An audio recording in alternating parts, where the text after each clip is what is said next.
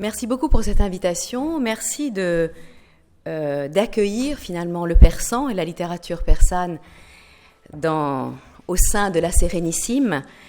Mais les liens sont en fait très anciens entre l'Italie et la Perse. Il y a eu d'ailleurs de très grands spécialistes de la littérature persane qui étaient italiens, qui sont toujours italiens. Je pense au maître que j'ai eu, en tout cas intellectuellement, le professeur Baosani, qui a été un merveilleux traducteur de la littérature persane.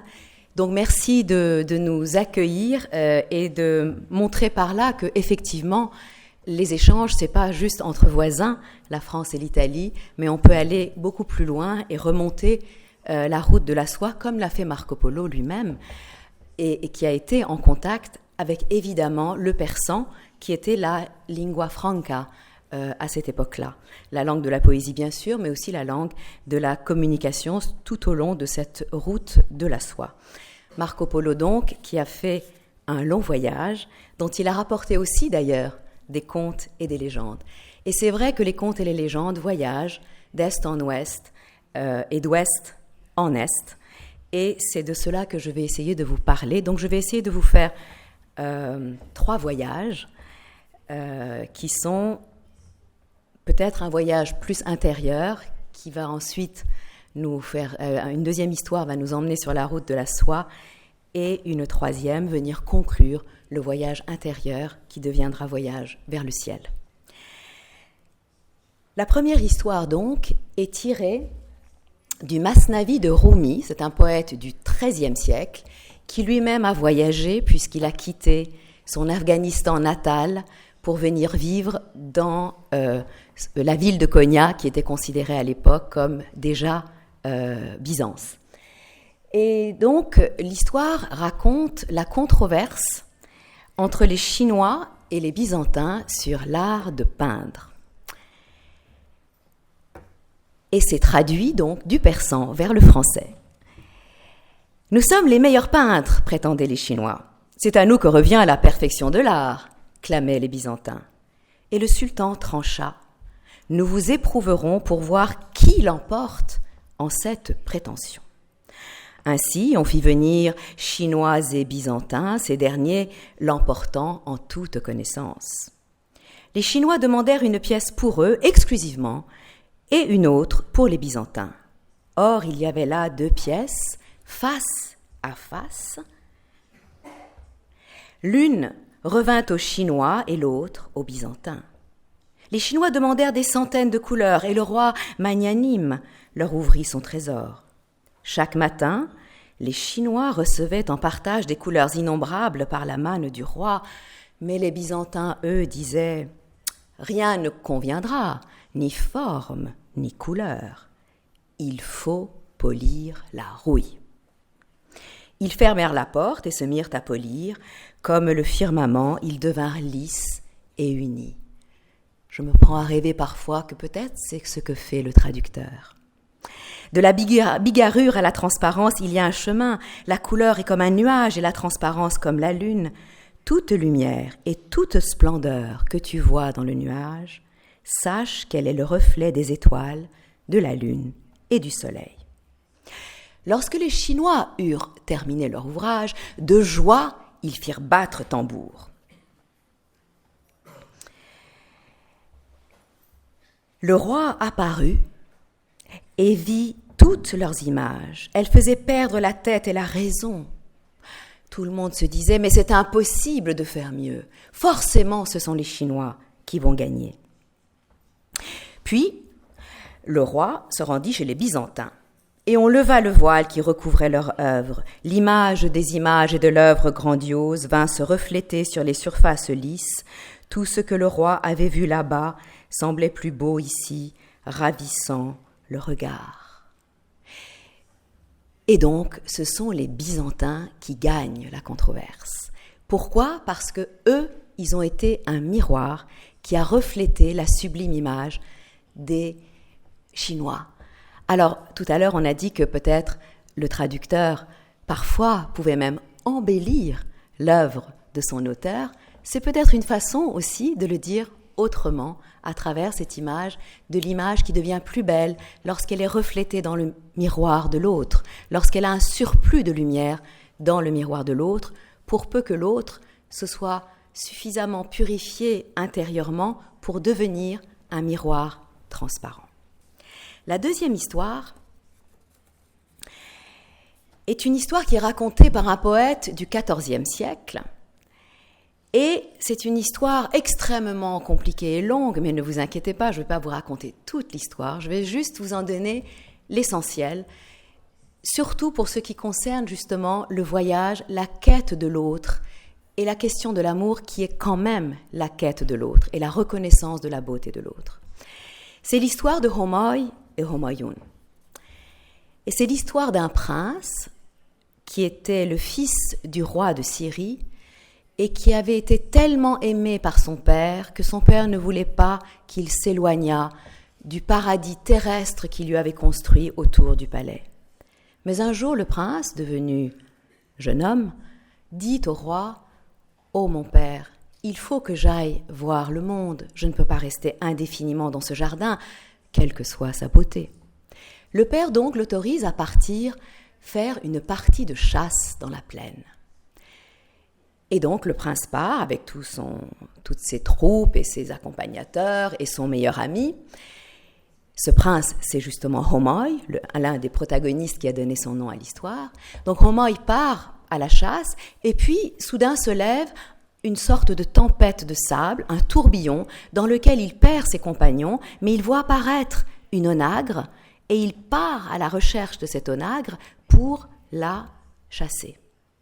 Mais il perd l'onagre et il se retrouve dans un jardin enchanté.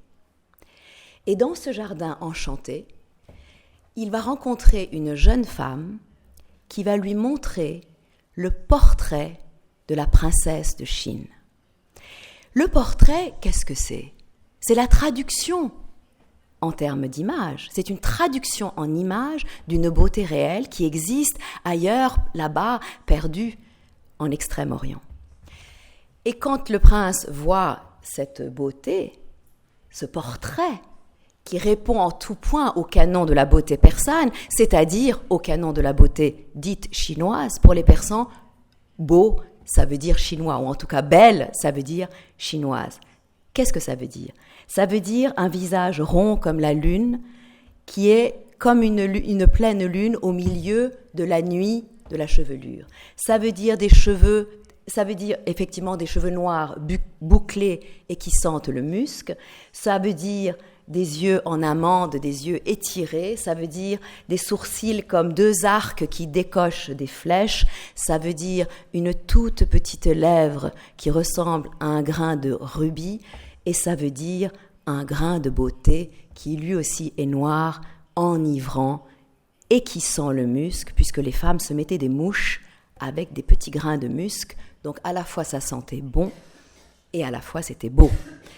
Et dans la description que le poète nous donne de ce portrait, il nous dit « Ce portrait de la princesse de Chine donc répondait en tout point à l'idéal de la beauté, donc le prince en tombe amoureux, mais quand il regarde le portrait, il voit aussi que la princesse de Chine sent le musc. Et effectivement, c'est normal, puisque le musc est un parfum réputé aphrodisiaque et réputé venir de Chine, de l'ombilic d'une gazelle qui se trouve en Chine. Alors que fait le prince ? Il se met en route vers la Chine. En chemin, il va subir toutes sortes d'épreuves. Je ne vais pas toutes vous les raconter non plus. Votre patience peut-être commence à s'amenuiser.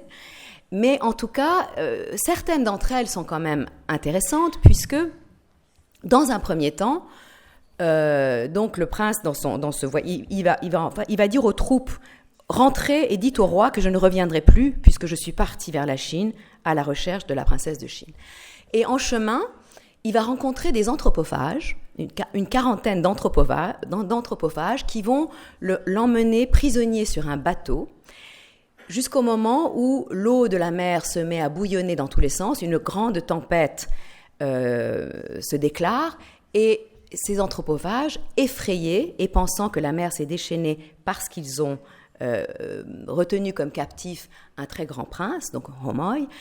Il jette Homoi et son compagnon à la mer et s'enfuit. Ça vous rappelle sans doute des souvenirs bibliques, je n'insisterai pas ici. Et donc, Homoi et son compagnon se retrouvent dans une île qui est l'île du territoire médian. Et quand ils arrivent dans l'île, les habitants de l'île leur disent « Ah, vous êtes les premières personnes qui sont apparues dans l'horizon à la mort de notre roi, donc vous devenez notre roi. » Et donc Homoi, oubliant sa princesse de Chine, monte sur le trône du territoire médian. Sauf que, à nouveau, il rêve un soir, il rêve à nouveau de la princesse de Chine qui vient lui dire « Comment tu peux te dire amoureux et être assis sur un trône ? On ne peut pas être roi et être amant. Pour être amant, il faut tout abandonner.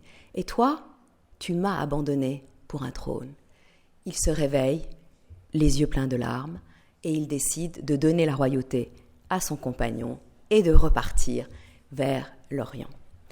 Là aussi, il va libérer une princesse qui est retenue dans un château, une autre princesse retenue dans un château par des démons, et attachée à un trône avec sa chevelure. Là aussi, ça fait peut-être écho avec l'actualité, mais je ne vais pas y insister, je vous laisse réfléchir à cette image. Donc il va sauver cette femme, prisonnière d'un démon, enchaînée avec ses cheveux, par les cheveux, par ce démon horrible que, évidemment, le prince va tuer. Et il va libérer cette jeune princesse qui se trouve être la sœur de la princesse de Chine qu'il recherche. Donc ils vont partir ensemble vers la Chine. Il y aura encore beaucoup d'autres épreuves, dont celle de devoir combattre le père de la princesse de Chine qui ne veut pas laisser partir sa fille.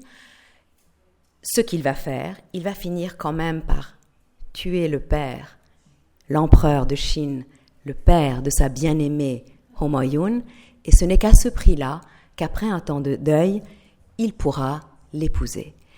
Mais voilà, donc ça c'est lui arrivé au palais. J'ai un peu écourté, c'est pour ça que les images ne suivent pas complètement. Donc ça c'est une très très très belle image du prince Humayun qui arrive devant le palais de la princesse de Chine, et c'est une des grandes scènes du balcon de la littérature persane. Il y en a de nombreuses. Je ne sais pas si elles ont inspiré Roméo et Juliette, mais en tout cas, en littérature persane, il y a d'innombrables princes qui sont en bas et qui regardent en haut vers la lune qui se lève sur la forteresse. Et cette lune, c'est la pleine lune du visage de la bien-aimée. Et cette bien-aimée, c'est la princesse de Chine. Et donc, il va s'unir à elle. Et ça, c'est une image magnifique qui nous montre en même temps que la princesse, que la dame de beauté, la souveraine des cœurs, non seulement elle est souveraine parce qu'elle porte couronne, mais aussi elle est parfumée. Et c'est ce que illustre, que traduit le peintre lorsqu'il dessine autour d'elle toutes ces fleurs, qui signifient donc visuellement le parfum de la princesse, de la dame de beauté, et ici en l'espèce de la princesse de Chine. Donc il va s'unir à elle et il va retourner dans son pays où son père est mort, son père à lui aussi, le prince Homoi, et il va monter donc sur ce trône après toutes ces pérégrinations jusqu'à l'Extrême-Orient, qui est le pays où le soleil se lève. Et ça, c'est un thème qui rattache toujours toutes les figures d'Extrême-Orient à la figure justement de cette princesse de Chine, cette bien-aimée, cette beauté que recherchent en fait tous ces grands héros épiques et des épopées et des romances persanes. Et donc, cette image de l'Orient, de l'Extrême-Orient comme lieu où se lève finalement la figure de la beauté, y compris la figure de la beauté lorsqu'elle devient une image de la transcendance, on la retrouve dans le Cantique des oiseaux, donc une œuvre magnifique que j'ai aussi traduite, que j'ai essayé de traduire du persan vers le français, et qui raconte donc l'histoire de tous les oiseaux du monde qui se réunissent un jour pour aller retrouver leur majesté souveraine. Mais ils ne savent pas qui est leur majesté souveraine, et ils ne savent pas comment elle s'appelle. Et la huppe, va devenir le guide de ces oiseaux tout au long de leur voyage. Et cette huppe va venir les voir, va venir au milieu des oiseaux et va leur dire « Moi, en fait, je sais qui est notre majesté souveraine. » Cette majesté souveraine, c'est un oiseau mythique qui s'appelle Simorgh. Et elle commence à esquisser, finalement, une image, elle commence à expliquer ce que pourrait être, comment on pourrait décrire la beauté de cette Simorgh qu'il faut rechercher. Et la huppe est le porte-voix du poète. La huppe, elle parle en langage des oiseaux, et le poète persan est le traducteur de ce langage des oiseaux en poésie persane. Et après, nous sommes dans toutes les langues, parce que ça a été traduit en français, en italien, en anglais, en arabe, dans beaucoup de langues, en allemand. Donc ça a été vraiment traduit dans beaucoup de langues, cette œuvre de Hathor, mais il ne faut pas oublier que lui-même, il l'apercevait comme la traduction de ce langage secret qui est le langage des oiseaux, celui que parlait, bien sûr, dans la tradition musulmane, le roi Salomon, mais dans la tradition chrétienne, et vous êtes bien placé ici en Italie pour le savoir, Saint François d'Assise, qui était vraiment le saint qui savait parler aux oiseaux. Et c'est vraiment cela. Il pouvait traduire le langage des oiseaux, qui est un langage spirituel, qui est le langage de l'âme pour les êtres humains. Donc, la huppe va décrire la beauté de la Simorgh, et elle va dire une chose très intéressante. Elle va dire la Simorgh est apparue, la première fois que la Simorgh est apparue, c'était en pleine nuit, et c'était en Chine. Donc, à nouveau, on voit se dessiner ce profil de la beauté qu'il faut aller rechercher jusqu'en Chine. Pourquoi ? Parce que les Persans pensaient qu'en Chine, c'est là qu'on avait les meilleures représentations de la beauté. C'est que voilà, la Chine est vraiment associée à la représentation de la beauté.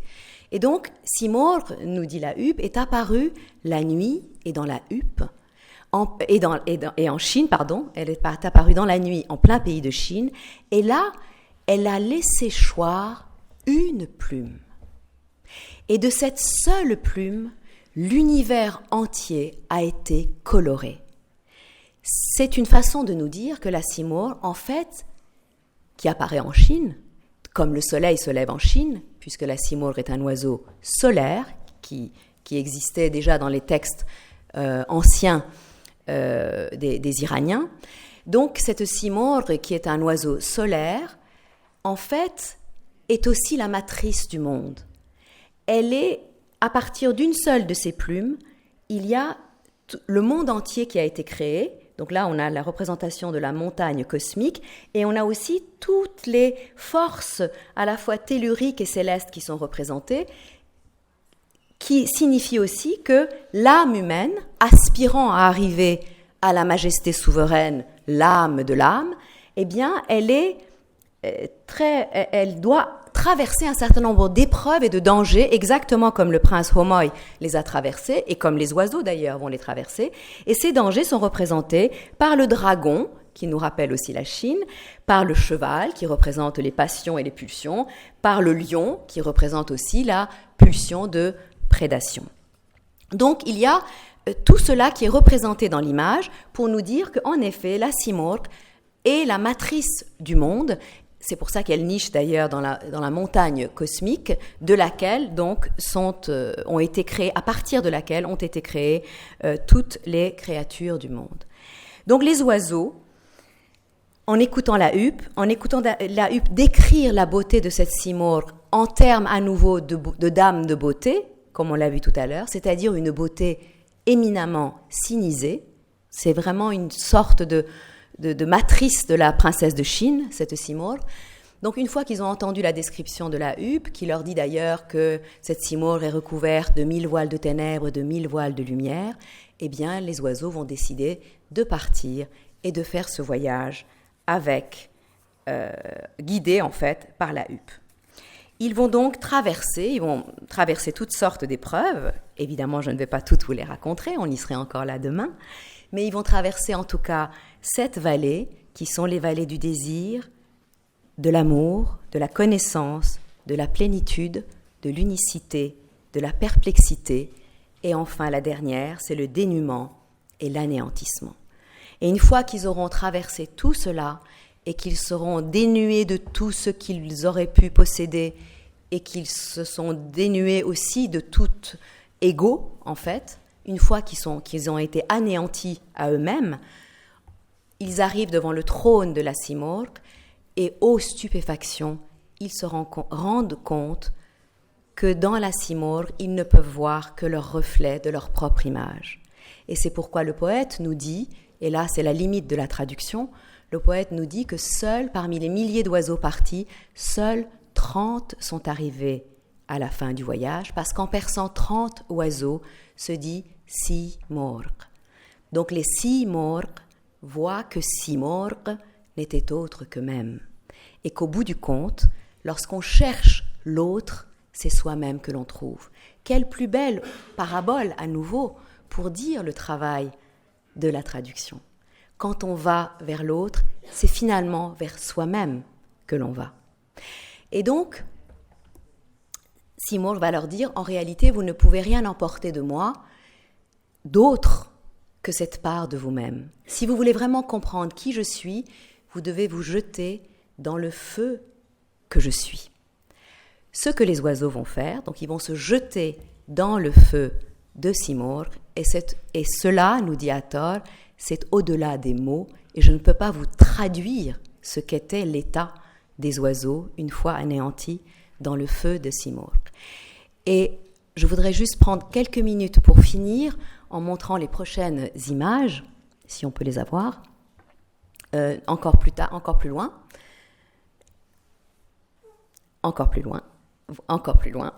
Non, pardon, ça, je peux quand même vous en dire un mot. Lorsque j'ai voyagé en Asie centrale, en Ouzbékistan en particulier, quelle ne fut pas ma surprise de voir à Bukhara, à Samarcande, dans beaucoup de villes, que cette Simorgh, avec le soleil qui se lève là-haut, réapparaît dans toute l'architecture. Partout, on voit dans les palais, au-dessus des Eyvan, donc que ce soit des palais ou des mosquées, on retrouve cette Simorgh. Et très souvent, d'ailleurs, on trouve deux Simorgh qui se font face, comme si elles étaient dans le miroir l'une de l'autre. Et entre les deux, ce soleil qui se lève et qui figure précisément cet Extrême-Orient dans lequel le soleil se lève. Et puis, en réalité, quand on lit avec attention l'œuvre de Hathor, on voit que ce voyage qu'il raconte, c'est aussi une parabole pour refléter un autre voyage qui l'occupe beaucoup et qui est ce l'on appelle le voyage de l'ascension du prophète Mohammed vers le trône divin. Et cette ascension, elle est représentée de manière magnifique. Là aussi, j'insiste beaucoup pour montrer qu'on peut représenter le prophète en train de monter au ciel sur une jument à tête de femme, et la tête de femme, vous voyez, elle a vraiment le visage de la princesse de Chine. Donc même le prophète Mohammed, lorsqu'il est monté au ciel, il avait besoin de la force de la beauté, il avait besoin d'être porté par l'amour et la beauté, et il monte dans cette représentation à travers des nuages, en fait, qui sont inspirés de la peinture chinoise. Et là, on le retrouve donc dans une autre image. Et finalement, tout ce que nous disent ces contes et tout ce que nous disent ces figures de la princesse de Chine ou de la beauté chinoise en littérature persane, c'est que on a besoin des formes de la beauté pour pouvoir cheminer dans ce monde.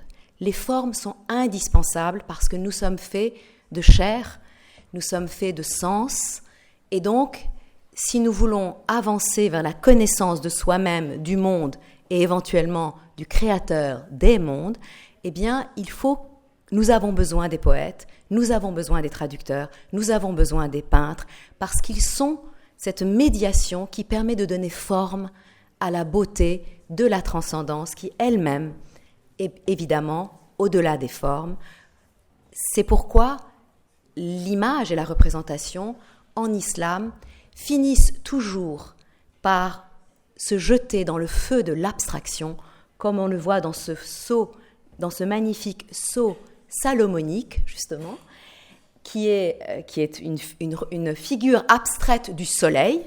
En fait, c'est aussi une représentation du soleil, à la fois dans sa couleur et dans sa forme, et surtout qui est, aux quatre coins de cette image, il y a en surimpression, or sur or, 4 simorghes qui peut-être représentent les 4 éléments qui font la forme du monde, mais ces 4 éléments aussi doivent être transcendés pour entrer dans cette lumière qui est la lumière de la connaissance, lumière dont vous, les Vénitiens, savez beaucoup, que vous connaissez, vous, les Vénitiens, fort bien, puisque vous êtes imprégnés de lumière dans cette ville lumière, dans cette ville de la beauté. Merci.